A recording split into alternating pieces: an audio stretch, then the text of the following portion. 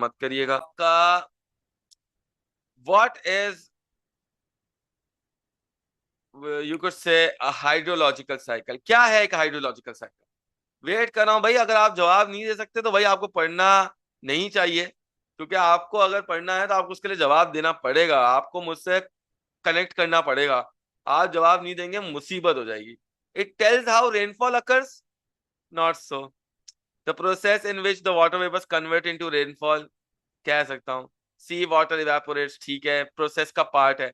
लेकिन ये hydrological cycle है क्या?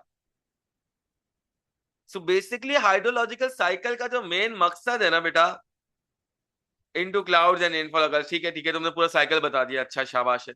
लेकिन साइकिल नहीं पूछा मैंने, बोला साइकिल है क्या। तो जो ये मेरे पास मेरा वाटर साइकिल है या हाइड्रोलॉजिकल साइकिल है, इसका जो बेसिक पर्पस है वो पर्पस ये है कि वाटर किस तरीके से मूव करता है अर्थ के सरफेस के ऊपर। अब देखो ये जो टर्म हाइड्रो है ना, सॉरी, ये जो टर्म मेरे पास हाइड्रो टर्म है मेरी, इसका मतलब है वाटर। और मैं वाटर साइकिल की बात करूं तो वाटर के बारे में एक चीज याद रखिएगा कि वाटर कौन सा रिसोर्स है। जल्दी बताएंगे बेटा, कौन सा रिसोर्स है water? Water is a renewable resource. कौन सा रिसोर्स है भाई? रिन्यूएबल रिसोर्स है।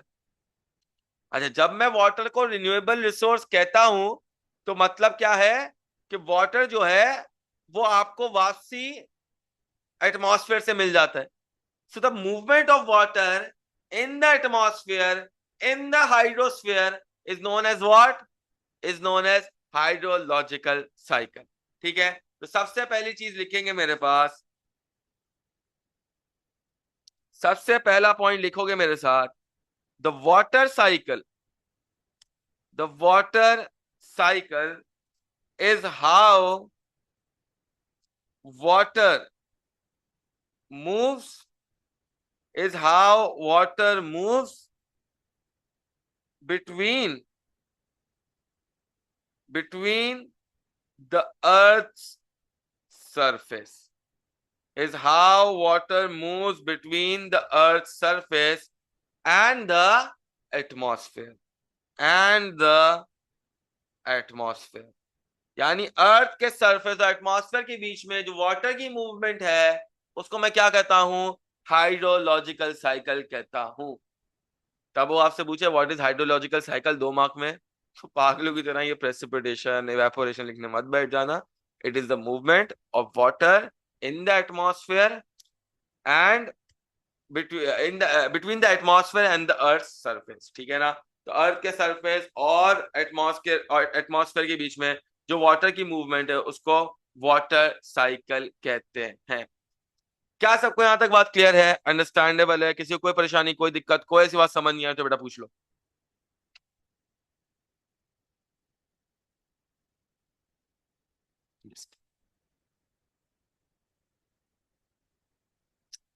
अगर सब जवाब देंगे तो हमें अच्छा लगेगा, ठीक है, हमें लगेगा कि अच्छी बात है, सब हमें सुन रहे हैं। अच्छा,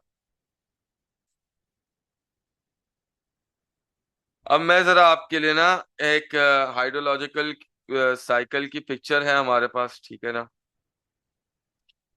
हमने एक बहुत ही इजी पिक्चर उठाई है, लेकिन इस पिक्चर से ज्यादा जरूरी है कि आपको प्रोसेसेस के बारे में इंफॉर्मेशन होनी चाहिए, ठीक है? तो हाइड्रोलॉजिकल साइकिल समझाने जा रहा हूं, प्लीज कंसंट्रेट करिएगा। मुझे सिर्फ प्लीज 1 मिनट दीजिएगा, सिर्फ जस्ट 1 मोमेंट।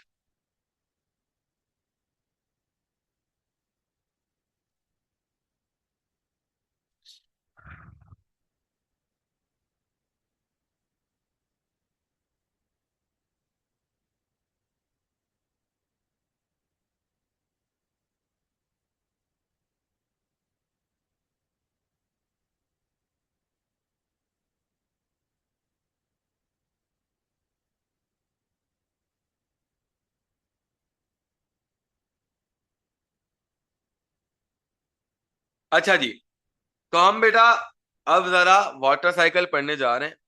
इसमें कुछ प्रोसेसेस होते हैं, उस प्रोसेसेस के साथ साथ आपको उस प्रोसेस की इंपॉर्टेंस के बारे में ही पता होना चाहिए। पहले एक जेनरिक टर्मिनोलॉजीज के थ्रू मैं आपको वाटर का साइकिल समझा रहा हूं। ये साइकिल को गौर से सुनिएगा। देखिए, वाटर साइकिल का मतलब है कि क्योंकि पानी रिन्यूएबल सोर्स है, तो ये आपके पास किस तरीके से वापसी आ जाता है, क्योंकि रिन्यूएबल रिसोर्स कभी भी खत्म नहीं होता। अब खत्म ना होने का मतलब है कि अगर मैंने इसको जाया किया है तो ये मेरे पास वापसी आ जाएगा। तो देखें, आप जितना भी पानी इस्तेमाल करते हैं वो या तो रिवर्स में डंप होता है, या तो लेक्स में डंप होता है, या तो समंदर में डंप होता है। कुछ पानी आप ट्रीज को भी देते हैं, कुछ पानी आप खुद भी पीते हैं। अब आपने पानी पिया, मैंने पानी पिया, ट्री ने पानी, रूट्स ने एब्जॉर्ब किया, समंदर के अंदर पानी है। अब याद रखिएगा, जब भी मैं पानी को हीट अप करता हूं तो पानी के पार्टिकल्स के बीच में एक मूवमेंट होती है, एनर्जी मूवमेंट होती है, जिसकी वजह से वो डिस्टॉर्ट होते हैं और वाटर वेपर्स के अंदर कन्वर्ट हो जाते हैं। क्या कहता हूं मैं इस प्रोसेस को बेटा? क्या होता है ये प्रोसेस? जमीन पे पानी गिरा हुआ है, सूरज की रोशनी पड़ती है, सूरज की रोशनी हीट करती है तो इवेपोरेशन होती है। तो पहला प्रोसेस याद रखिएगा किस चीज का है बेटा? इवेपोरेशन का। ठीक है, तो सब मेरे साथ, सबसे पहले हम जो प्रोसेस के बारे में चीजें लिखने जा रहे हैं, दैट इज व्हाट बेटा? That is evaporation. ठीक है, तो इवेपोरेशन के बारे में चीजें लिखेंगे मेरे साथ। क्या है इवेपोरेशन? तो लिखेंगे water from oceans, rivers, lakes and even ground। यानी जो जमीन में पानी गिरा हुआ है वो भी इसमें इंक्लूडेड है। ठीक है ना?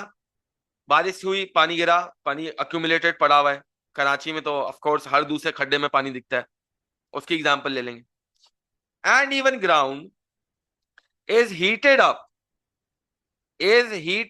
अच्छा याद रखिएगा, डेफिनेशन लिखना बहुत जरूरी है। दो दो एक एक मार्क में एग्जाम में पूछ लेता है और फिर वो मुसीबत हो जाती है। ठीक है, वैसे तो आसान है, आप खुद ओन वर्ड्स में लिख सकते हैं, लेकिन लिखवाना जरूरी है, लिखिएगा जरूर। ठीक है ना? Is heated up by the sun,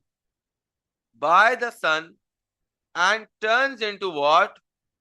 And turns into water vapor। और वाटर वेपर जब लिखेंगे तो वाटर वेपर के साथ लिख लीजिएगा मैं किसकी बात कर रहा हूं बेटा? गैस की बात कर। ठीक है, तो वो जो लिक्विड वाटर था उसको हीट मिली, उसके पार्टिकल मूव हुए, डिसइंटीग्रेट हुए, वाटर वेपर में कन्वर्ट हुए, यानी किस में कन्वर्ट हो गए बेटा? गैसियस स्टेट के अंदर। Now this is called what? Evaporation. ठीक है ना? और फिर आप लिखेंगे बेटा किस तरीके से ये वर्क होता है, तो आप लिखेंगे अपने पास heat from the sun causes the liquid water to become a gas, and then it rises up into the air। ठीक है, तो ये इवेपोरेशन का सिंपल प्रोसेस है।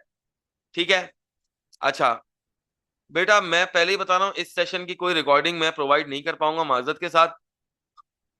इनिशियली कर दूंगा 2-3 रिकॉर्डिंग, लेकिन बाद में बेटा बड़ा मुश्किल हो जाएगा। ठीक है, मेरे लिए मैं देखूंगा क्या सेटिंग बनती है नहीं बनती, लेकिन ऑफ कोर्स आज बहुत सारे लोग कनेक्शन डिसकनेक्शन पागलों की तरह कभी कोई आ रहा है जा रहा है, तो इसलिए मैं आज की रिकॉर्डिंग भेज दूंगा। अच्छा,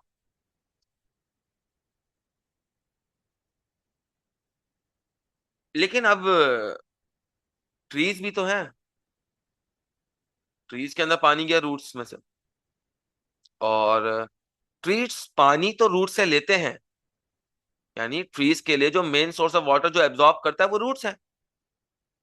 फिर जो लोग बायो पढ़ते हैं उनको पता होगा कि प्लांट्स के अंदर वेसल्स होती हैं, वेसल्स के थ्रू वो ट्रांसपोर्ट होता है। अगर रूट्स पानी को ऊपर खींच रहे हैं तो ये ट्रीज में से पानी बाहर आता कैसे?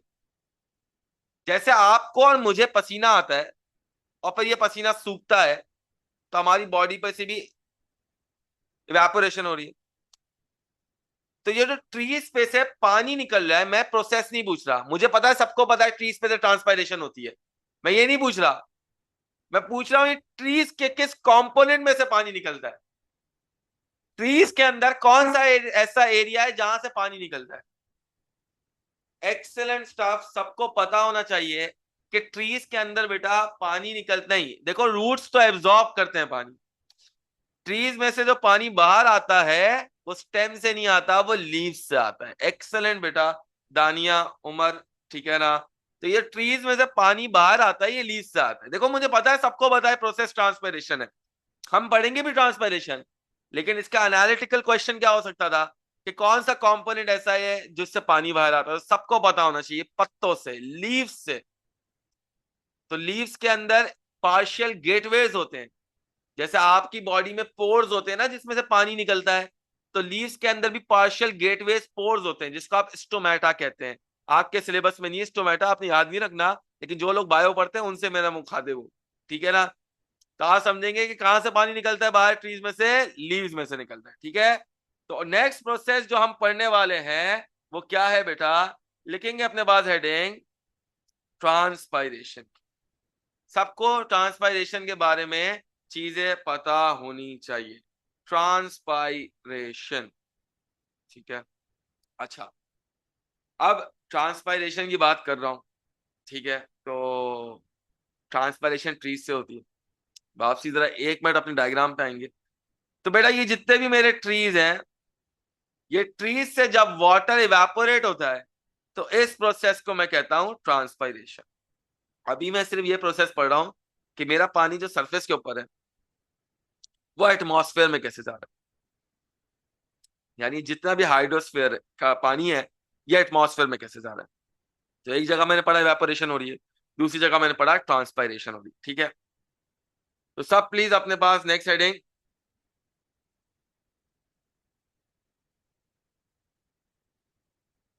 1 मिनट मुझे दीजिएगा। हाँ, नेक्स्ट हेडिंग डालेंगे बेटा ट्रांसपायरेशन की, ठीक है। तो लिखेंगे ट्रांसपायरेशन की डेफिनेशन मेरे साथ, क्या लिखेंगे बेटा, water from plants, water from plants also changes into water vapors, also changes into water vapors. Plants lose water through their which component, अभी बताया मैंने, बताएंगे। Plants lose water through what? Through leaves, शाबाश, ठीक है ना। And this process is known as what, transpiration, ठीक है ना। So basically transpiration is also adding water to what बेटा, it is also adding water to the atmosphere. Atmosphere के अंदर जो वाटर वेपर के कंपोनेंट्स है वो आ रहे हैं बेटा, कहां से आ रहे हैं, लीव से आ रहे हैं, सी से आ रहे हैं, रिवर से आ रहे हैं, लेक से आ रहे हैं, ठीक है। अच्छा, अब ये वाटर वेपर्स जब ऊपर की तरफ जाते हैं तो आपको पता है जैसे जैसे जमीन से एल्टीट्यूड इंक्रीज होता है तो टेम्परेचर क्या होता है, कोल्ड होता जाता है, ठंडा होता जाता है। एंड जैसे ही एटमॉस्फेयर के एक पोर्शन में पहुंचेंगे क्या होगी बेटा, कंडेंसेशन। कंडेंसेशन का क्या मतलब, कंडेंसेशन का मतलब है जब आपके पास जो वाटर वेपर है वो वापसी कन्वर्ट हो जाए किसके अंदर, वाटर ड्रॉपलेट्स के अंदर। एंड सर्टेनली एटमॉस्फेयर के अंदर जब ये वाटर वेपर्स ऊपर की तरफ जाएंगे तो ये क्या फॉर्म कर लेंगे बेटा, ये क्लाउड्स फॉर्म कर लेंगे, ठीक है ना। अच्छा, इसकी वही मिसाल है जो आप घर पे पतीले वगैरह इस्तेमाल करते हैं, जो आप खाना पकाते हैं, आप जैसे ही उस खाने के ऊपर लिड रखते हैं उस लिड के ऊपर वाटर पार्टिकल्स लगना शुरू हो जाते हैं। तो वही प्रोसेस सबको याद होगा कंडेंसेशन का। तो नेक्स्ट प्रोसेस लिख ले, और नेक्स्ट अपने पास डेफिनेशन लिख लेंगे। क्या डेफिनेशन लिखेंगे बेटा, कंडेंसेशन की बात करूंगा मैं, ठीक है। तो नेक्स्ट हेडिंग डाल लो अपने पास, मैं बात कर रहा हूं किसकी, कंडेंसेशन, ठीक है, condensation. Next time talking about what, I am talking about condensation, ठीक है ना। तो आप लिखेंगे इसकी डेफिनेशन अपने पास, when the water, when the water vapour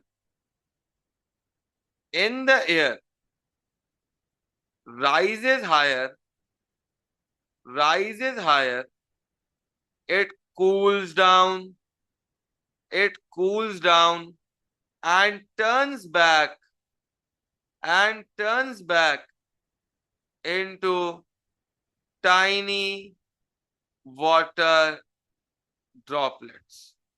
And this is known as what beta? This process is known as condensation. लेकिन अब आसमान में क्या होता है, एटमॉस्फेयर में क्या होता है, तो एटमॉस्फेयर में जैसे ही ये water vapours tiny water droplets में कन्वर्ट हो रहे होते हैं, तो साथ साथ क्या फॉर्म हो रहे होते हैं बेटा, क्लाउड्स फॉर्म हो रहे होते हैं, ठीक है। तो लिख लेंगे अपने पास, नेक्स्ट पॉइंट लिखेंगे बेटा, as the vapour cools down, as the vapour cools down it gathers together, it gathers together to form what beta, to form clouds. So basically these clouds are made up of tiny water droplets. याद रखिएगा बेटा, these clouds are made up of what? They are made up of tiny water droplets, ठीक है ना। और अगर बहुत ज्यादा ठंडक हो जाती है ना, तो यही क्लाउड्स के ऊपर जो वाटर ड्रॉपलेट्स होते हैं, ये छोटे छोटे आइस क्रिस्टल्स के अंदर क्या हो जाते हैं, ट्रांसफॉर्म हो जाते हैं। अब ऐसे जनरली ज्योग्राफी में ये बात जानना जरूरी नहीं है, लेकिन ईएम में ये बात क्या होनी चाहिए, पता होनी चाहिए। तो लिख लेंगे अपने पास बेटा, ये लिखोगे ताकि आपको क्या रहे बेटा, पेपर के लिए याद रहे, ठीक है।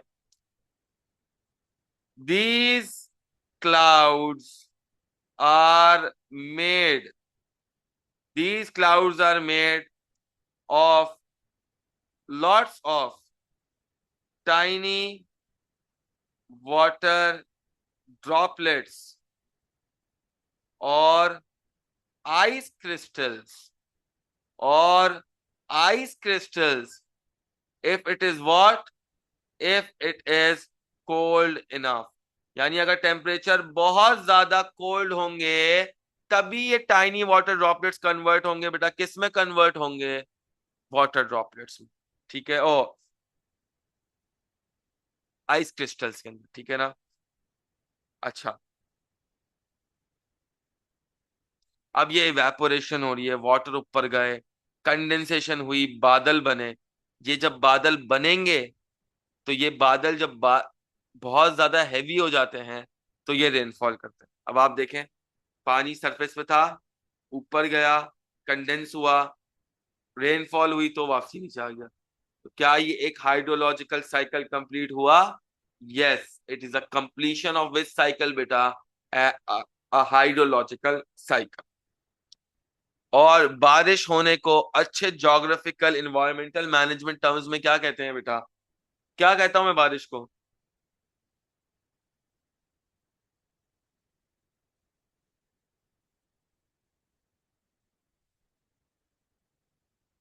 शाबाश, ज्योग्राफिकल टर्म्स में इसको कहते हैं प्रेसिपिटेशन। तो नेक्स्ट हम जो बात करने वाले हैं बेटा, हेडिंग डालेंगे अपने पास, किस चीज की हेडिंग डालेंगे बेटा, प्रेसिपिटेशन की हेडिंग डालेंगे, ठीक है। मैं चाहता हूँ सब अपने पास ये चीजें लिखते रहें, ताकि सबको चीजें अच्छी तरीके से क्या हो जाए बेटा, क्लियर हो जाए, ठीक है ना। नेक्स्ट हेडिंग डालेंगे प्रेसिपिटेशन की। आज थोड़ा बर्दाश्त कर लें, फिर नेक्स्ट क्लास से हम कोशिश करेंगे ये सब चीज़ हमारे पास एक जगह मेंशन्ड हो, ताकि मैक्सिमम टाइम हम एक्सप्लेनेशन पे जाया करें, ठीक है ना, और जाया नहीं मतलब लगाएं, ठीक है। तो नेक्स्ट हेडिंग डालो अपने पास, प्रेसिपिटेशन, ठीक है, प्रेसिपिटेशन। अच्छा, नेक्स्ट बात करूंगा प्रेसिपिटेशन की, ठीक है ना। So when the clouds get too heavy, the rainfall comes in, and this rainfall is known as what, this rainfall is known as precipitation, ठीक है। तो लिखेंगे अपने पास, when the water droplets, when the water droplets in the clouds, in the clouds get too heavy, get too heavy, they fall back, they fall back they fall back to earth as what? As precipitation. और precipitation किस form में हो सकती है बेटा? Precipitation can be in the form of rain, snow, hello. Hello का मतलब क्या होता है? वो जब सख्त आइस के पीसेस गिरते हैं, जिसको आप उर्दू में गालिबन ओले कहते हैं कि ओले बरसते हैं हवा में से। एंड कराची में तो सर्टेनली कुछ 25-28 ईयर्स बैक, शायद हम एग्जिस्ट भी नहीं करते थे, तब कहा जाता है कि ओले बरसे थे। ठीक है ना? तो आई होप यहाँ तक सबको बात क्लियर है बेटा। If it is understandable so please you right yes in the chat box, ताकि मुझे समझ आए कि आपको चीजें समझ आई हैं। ठीक है ना? So what will precipitation do? Beta, precipitation will bring that water back into the ocean, back into the lake. ठीक है? तो जब ये रेन, स्नो और हेल होगी बेटा, जब ये रेन, स्नो और हेल होगी, तो इससे फायदा क्या होगा बेटा? Water would be brought back to oceans, sea, lakes, rivers.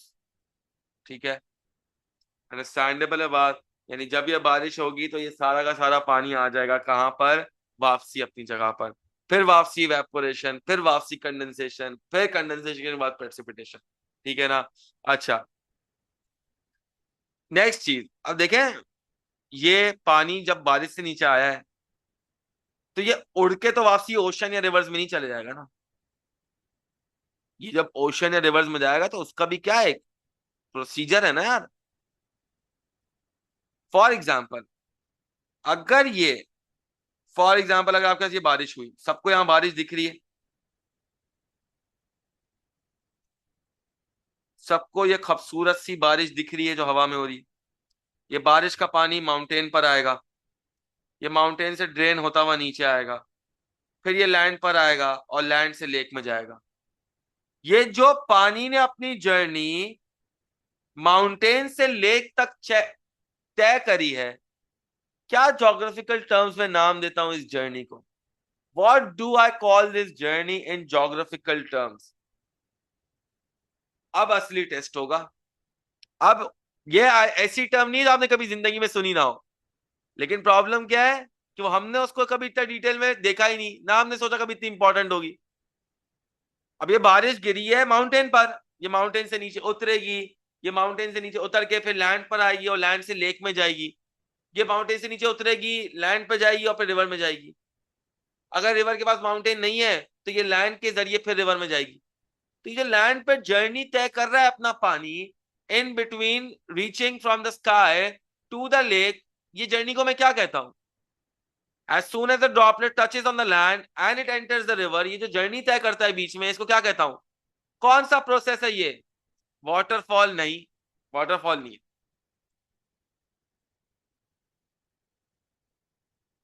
जी हाँ भाई, ज्योग्राफी वालों फोन तो उठा लो।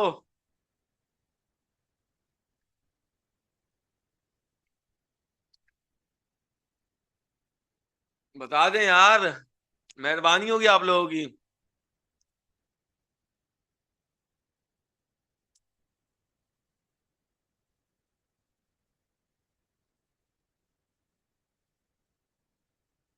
क्या कहता हूं इसको, प्रोसेस को? इस प्रोसेस को कहा जाता है बेटा सरफेस रन ऑफ। क्या कहा जाता है बेटा? Surface run of. So basically the water is running on the surface into the river or lake is known as what? Surface runoff. क्या सबको सरफेस रनऑफ की टर्म याद आ गई? आपने पहले जिंदगी में सुनी हुई है? यस। अगर किसी ने नहीं सुनी तो मुझे बताए, और अगर उसको समझ आ गई है, अरे नो तो मत बोलो यार, खुदा का वास्ता है यार। क्या हो गया? ज्योग्राफी में पढ़ते तो हैं हम surface run of, water resources में पढ़ते हैं, आपके पास एग्रीकल्चर में पढ़ते हैं। चले गए नहीं पता, कोई प्रॉब्लम नहीं है। क्या आप समझ आ गया सरफेस रन ऑफ? यस और नो? अब बताएं। चलो कभी नहीं पढ़ी, डिफरेंट टास्क, समझ आ गया। अब मैं आपको इसकी डेफिनेशन लिखवाता हूं, तो आपको क्या होगा, लिखने में भी आसानी होगी। क्योंकि ना सिर्फ इस पेपर में बल्कि ज्योग्राफी के पेपर में भी हो सकता है एग्जामिनर पूछ ले what is surface run of, फिर क्या करोगे? पता होनी चाहिए। 2 मार्क का सवाल आ गया तो लिखने आना चाहिए। लिखेंगे बेटा अपने पास। नेक्स्ट चीज तो करने वाला हूं क्या है,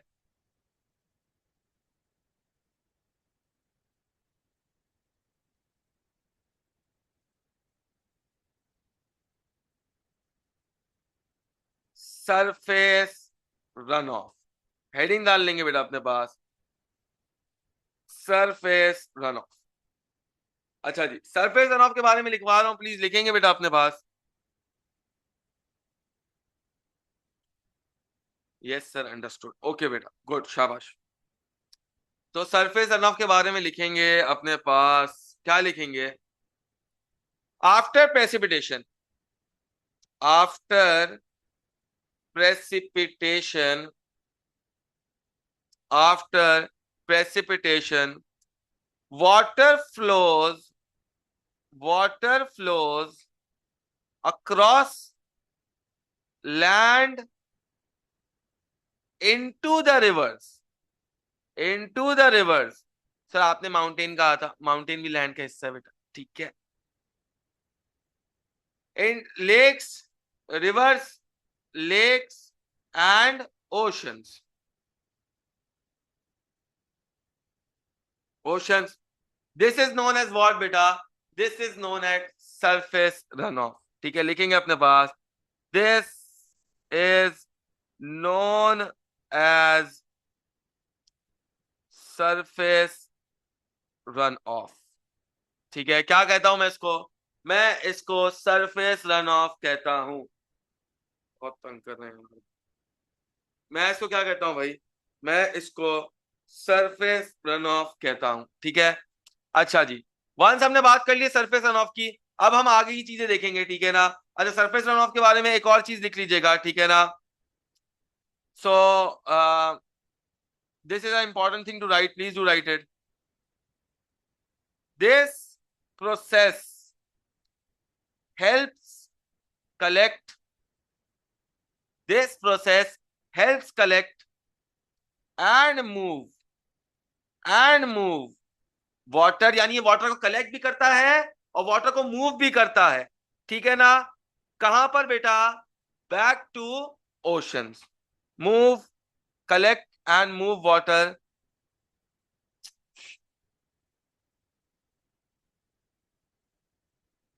collect water and move it back to ocean, back to ocean, keeping the water cycle, keeping the water cycle going। यानी अगर ये सरफेस रन ऑफ नहीं होगा तो वाटर साइकिल गोइंग नहीं होगा, क्योंकि हमेशा बारिश समंदर में थोड़ी ना होगी, बारिश लैंड पर भी तो होगी। अब वो लैंड की जर्नी कैसे समंदर तक तय करेगा बारिश का पानी? It is through surface runoff. It is through what बेटा? It is through surface runoff. अच्छा, अब आप मुझे एक बात बताएं,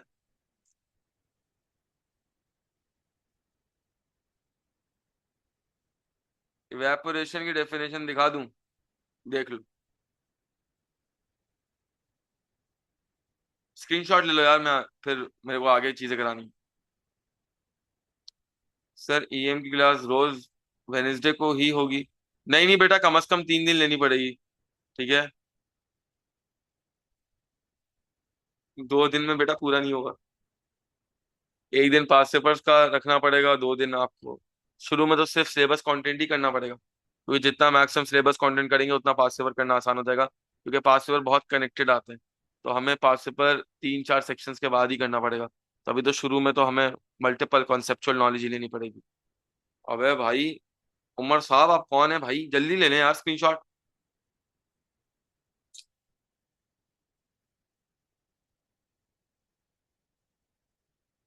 डन, सही। चले भाई आगे आ जाएंगे। अब देखो, ये वाटर अगर सरफेस पर आया है तो सरफेस हमेशा वाटर को क्या करता है? एब्जॉर्ब करता है। इस एब्जॉर्प्शन के प्रोसेस को क्या कहता हूं मैं? हमने गालिबन अभी फिशिंग इंडस्ट्री में थोड़ा बहुत इसका नाम भी पढ़ा था। क्या कहता है उसको? जी, सीपेज, एक्सीलेंट। वाटर सीप होता है, ग्राउंड के अंदर सीपेज होती है। लेकिन इसकी बेटर टर्मिनोलॉजी क्या है बेटा? आप लिखेंगे इनफिल्ट्रेशन। एक्सीलेंट उसका, शाबाश बच्चे। ठीक है, इसकी अच्छी टर्मिनोलॉजी क्या है? आप लिखेंगे इनफिल्ट्रेशन। ठीक है, तो आप लिखेंगे बेटा अगला काम क्या होता है? अगला काम आपके पास ये होता है कि इनफिल्ट्रेशन होती है। इनफिल्ट्रेशन का क्या मतलब? कि ये पानी ग्राउंड भी तो एब्जॉर्ब करेगा ना, सिर्फ सरफेस रन ऑफ तो नहीं होगा। देखो हमने जर्नी सी से शुरू करी है। हम सी से गए आसमान पर, आसमान से आए पहाड़ पर, पहाड़ से आए लैंड पर। अब लैंड के नीचे की भी तो जर्नी पड़नी है, क्योंकि एब्जॉर्प्शन भी तो हो रही है, वाटर सीपेज भी तो हो रही है। तो इनफिल्ट्रेशन के बारे में लिखेंगे अपने पास, इनफिल्ट्रेशन के बारे में लिखेंगे अपने पास, sum of water, sum of water from precipitation, from precipitation does not run off into rivers, run off into rivers or lakes, or lakes, but instead sinks into ground, sinks into ground। Sinks into ground का मतलब क्या? सीप्स into ground. आप अगर सीप्स into ground भी लिखेंगे तो कोई problem नहीं है, अच्छी टर्म है। ठीक है, दोनों टर्म्स यूज कर सकते हैं, ठीक है ना, कोई प्रॉब्लम नहीं है। तो ये जो वाटर की सीपेज है, सिंकिंग है, ग्राउंड के अंदर जाना है, इसको क्या कहता हूं मैं बेटा? This is known as what? This is known as infiltration. यानी पानी का ग्राउंड के अंदर सीप कर जाना, ठीक है ना। This is known as what बेटा? This is known as infiltration. ठीक है, याद रखिएगा हम इसको क्या कहते हैं? इनफिल्ट्रेशन कहते हैं, ठीक है ना। अब सबने आज एक नई टर्म सीखी है, दो तीन नई टर्म सीखी है, ठीक है ना। इनफिल्ट्रेशन भी आई होप सबको समझ आ गया होगा, ठीक है। अब इस इनफिल्ट्रेटेड वाटर को मैं क्या बोलता हूं? क्या नाम है इस वाटर के लिए स्पेशल टर्म जो मैं यूज करता हूं? कोई बता सकता है मुझे? Infiltrated water. उमर तुम करीब हो, लेकिन मैं टर्म सुनना चाहता हूं। जी, वाटर टेबल नहीं कहते उसको। वाटर टेबल का तो मतलब होता है ग्राउंड के नीचे जो वाटर है उसका लेवल कितना है। लेवल मतलब हाइट कितनी है, कितना डीप है, कितना डीप नहीं है। ये ग्राउंड वाटर बता दिया, चलो मैंने। इनफिल्ट्रेटेड वाटर बिकम्स व्हाट बेटा?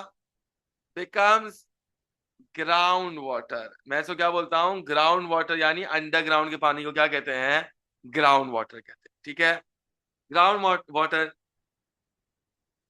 which can be stored, which can be stored underground, which can be stored underground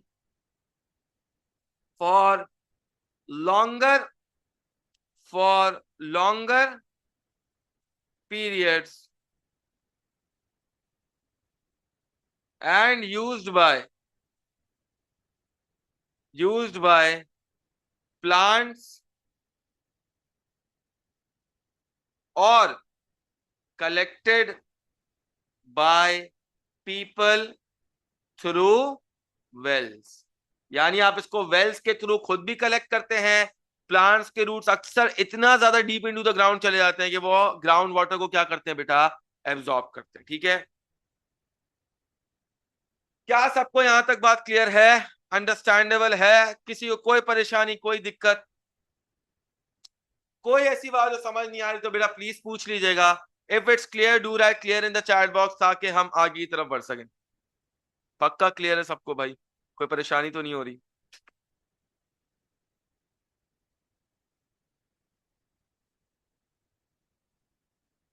अच्छा, अब कभी कभार क्या होता है, कभी कभार क्या होता है कि फॉर इंस्टेंस ये ग्राउंड वाटर है, ये ग्राउंड वाटर नीचे की तरफ गया, सही है। लेकिन ये ग्राउंड वाटर अक्सर है ना बेटा, नीचे की तरफ जाता तो है, लेकिन ये सीप करके वापसी लेक्स और रिवर्स में भी एंटर कर जाता है। तो सरफेस रन ऑफ के बाद वाटर जो सीप होता है, वो एक टाइम आता है जब ट्रैवल करता करता करता करता करता अपनी पेस ढूंढते हुए वापसी रिवर, सीज या लेक्स में एंटर करता। तो क्या वाटर साइकिल पूरा हुआ? जी हुआ। क्यों? क्योंकि आपने समंदर से कहानी शुरू करी थी, वापसी पानी समंदर पे आ गया। आपने रिवर पे पानी कहानी शुरू करी थी, आपका वापसी रिवर पे आ गए। आपने लेक से कहानी शुरू करी थी, आप वापसी लेक पर आ गए। आपने ट्रीज से कहानी शुरू करी थी, ट्रीज एब्जॉर्ब कर रहे पानी, वापसी आ गए। आपने ह्यूमन से कहानी शुरू करी थी कि हमें पसीना आता है, आपने ग्राउंड वाटर पिया, आप क्या, आपने रिवर का पानी पिया, आपने लेक का पानी पिया, तो हम वापसी स्टार्ट पर आ गए। तो हमने पूरा मूवमेंट ऑफ वाटर देखा between the earth crust and the atmosphere, के वाटर की मूवमेंट किस तरीके से होती है, साइकिल किस तरीके से मूव करता है। सबको यहां तक बात क्लियर है, समझ आ गई है? इफ यस बेटा please do right yes in the chat box. लेकिन अभी हाँ, अभी भी यस तो लिखा है, अब बार बार क्या यस लिखोगे? चलें, पहले इसकी मेरे साथ डेफिनेशन लिखेंगे, फिर मैं आपको इसके ऊपर थोड़ा सा वापसी पूछ लूंगा, अगर किसी को समझ नहीं आएगा तो हम उसको देख लेंगे। Last and the foremost heading is बेटा ग्राउंड वाटर। ठीक है,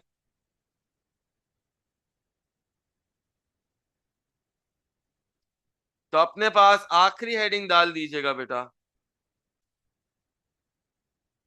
अपने पास आखिरी हेडिंग डाल दीजिएगा ग्राउंड वाटर।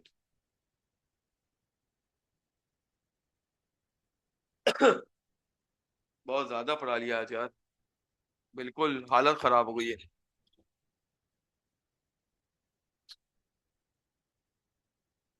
अच्छा, ग्राउंड वाटर के बारे में आखिरी डिटेल्स लिख लीजिएगा, ठीक है ना?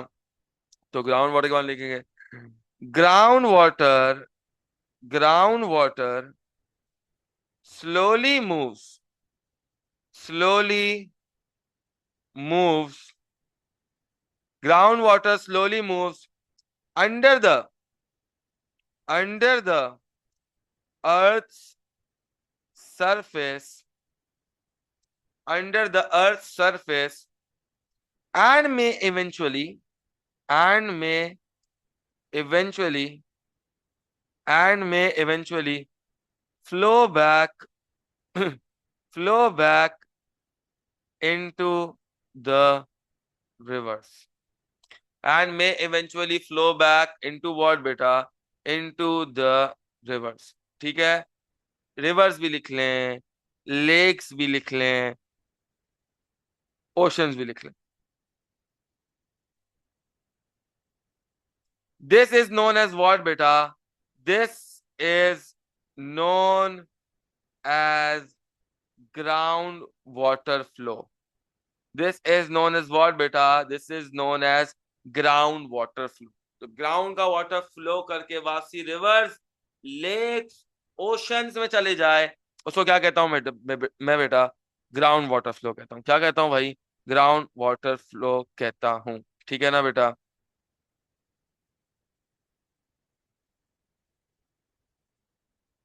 क्या सबको यहां तक बात क्लियर है? अंडरस्टैंडेबल है? ठीक है, क्या किसी को परेशानी है? अब इस पूरे प्रोसेस का आखिरी पार्ट क्या है बेटा?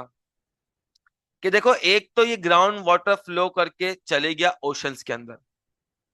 दूसरा ये भी तो हो सकता है ना कि यार कल कला ये ग्राउंड वाटर ऊपर की तरफ आए। रेड से ड्रॉ करना, रेड मत समझिएगा, भी समझिएगा ग्राउंड वाटर ऊपर आ रहा है, कि ग्राउंड वाटर साइडों से ऊपर आए और ये साइडों के थ्रू ऊपर आके,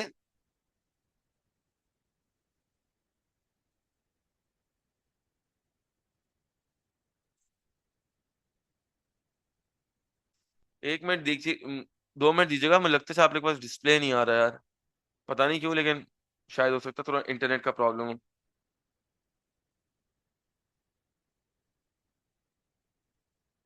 तो ये बेटा कभी कभार क्या होता है कि ग्राउंड वाटर ऊपर फ्लो करके सरफेस पर भी आ जाता है।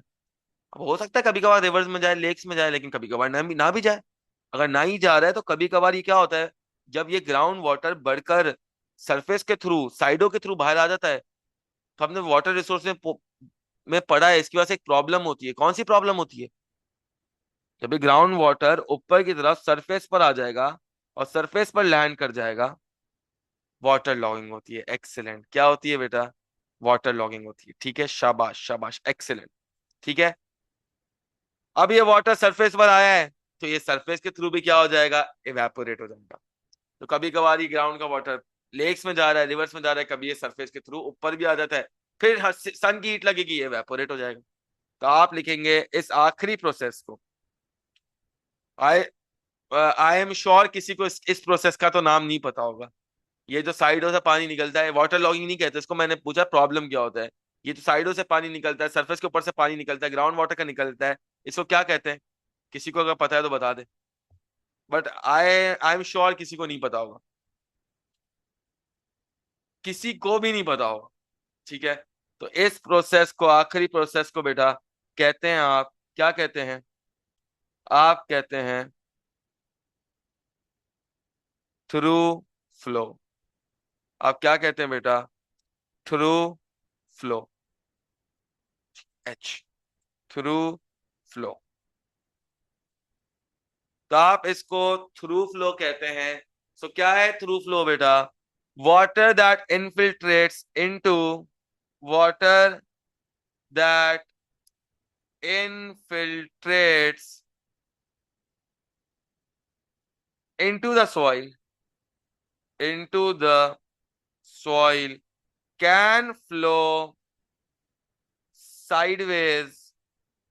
अच्छा, बहुत कम है, ऊपर की तरफ आता है, यूजुअली साइडवेज ही जाता है। ठीक है ना, तो साइडवेज करके बाहर निकल सकता है। ठीक है ना, sideways through the soil, through the soil before it reaches, before it reaches rivers and sea. यानी समुद्र और पानी में पहुंचने से पहले साइडवेज स्लो कर कर रिवर बाहर की तरफ निकल जाता है। इसको मैं क्या कहता हूं बेटा? इसको मैं कहता हूं थ्रू फ्लो। क्या कहता हूं भाई? मैं इसको थ्रू फ्लो कहता हूं। ठीक है ना। सो थ्रू फ्लो भी हेल्प करता है पानी को रिवर्स में रीच करने के लिए ओवर द टाइम।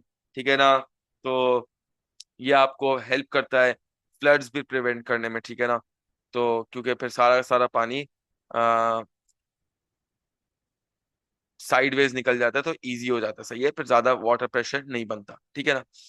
क्या सबको यहां तक बात क्लियर है? अंडरस्टैंडेबल है?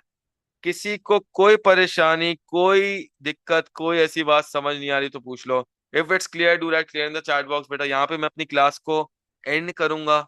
ठीक है, एंड बिल्कुल सिमिलर है ज्योग्राफी की तरह आपके पास ये आपका ईएम का सिलेबस। ठीक है, आई होप सबको समझ आ गया है। किसी को